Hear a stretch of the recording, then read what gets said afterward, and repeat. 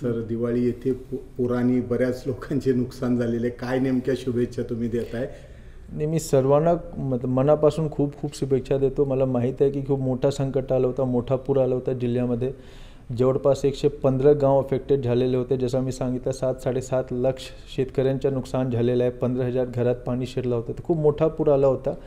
सर्व प्रकारचे प्रयत्न करून मला वाटतं की एक जेवढे मदत आम्हाला द्यायची होता ते आम्ही दिलं आहे. आता जिल्हा नियोजन समितीमधून माननीय पालकमंत्री साहेबांच्या संकल्पनेतून राशन किट पण दिवाळीच्या आधीच पोहोचणार प्रत्येक जे पूरग्रस्त आहेत त्यांच्या घरीला. मी त्यांना मनापासून शुभेच्छा देतो. मी हीच उम्मीद करतो की आता त्यांची दिवाळी जी आहे ते खूप सुखद असली पाहिजे, आनंदमयी असली पाहिजे आणि सर्वांना खूप खूप शुभेच्छा. पुणे शेती पिकांचे जे नुकसानचा अहवाल आहे ते आम्ही काल शासनाला पाठवलं आहे.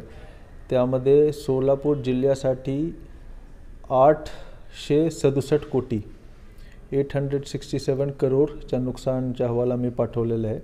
जवळपास 6,04,000 हेक्टेअरच्या नुकसान झालेलं आहे. अंदाजे 7,60,000 शेतकऱ्यांच्या त्यामध्ये नोंद आहे. ते 867 कोटीचा नुकसान अहवाल गेला आहे. आता सर्व जे तहसीलदार आहेत त्यांच्यासोबत आजच आमची ऑनलाईन बैठक झाली आहे. आम्ही त्यांना सांगितलं आहे की सगळे आता यादी तुम्ही अपलोड करणे सुरू करा.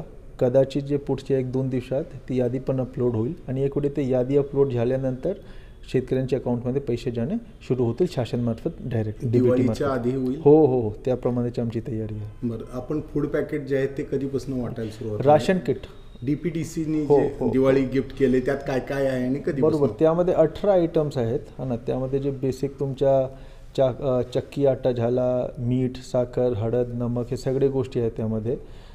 तांदूळ आहे, गहू आहे, सगळे गोष्टी आहेत त्यामध्ये. तांदूळ गहू नाही आहे, तो आम्ही PDS मार्फत ऑलरेडी पाठवलेला होता. टूथब्रश, टूथपेस्ट हे जे संसारोपयोगी वस्तू आहेत ते सगळे आहेत. 18 आयटम आहेत. जवळपास 15,000 किट्स आम्ही तयार केलेले आहेत. ज्यांचे घरात पाणी शिरला होता त्यांच्यासाठी ऑलरेडी ट्रक्स आणि जे छोटा टेम्पो आहेत त्याचे नियोजन झालेलं आहे. प्रत्येक गावामध्ये आम्ही तलाठी, कोतवाल, पोलीस पाटीलची एक समिती गठीत केली आहे ज्यांच्या मार्फत तो वाटप होईल. तो पण दिवाळीच्या 1-2 दिवसाआधी त्यांच्या घरात आम्ही सगळे जे राशन किट आहे ते आम्ही पोहोच करणार. सर, लाडक्या बहिणींना साडी वगैरे त्यामध्ये गिफ्ट केलेली आहे? ते पार्टीमार्फत आहे.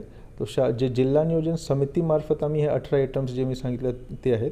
बाकी पॅन्ट शर्ट आणि जे बाकी साडीवाडी आहेत ते जिल्हा नियोजन समितीच्या फंडमधून नाही आहे. ते माननीय पालकमंत्री साहेबांनी स्वतः तो तयार केला आहे. तो पण आम्ही त्याचसोबत एकच सोबत ते दोघं किट आम्ही पुरवठा करणार.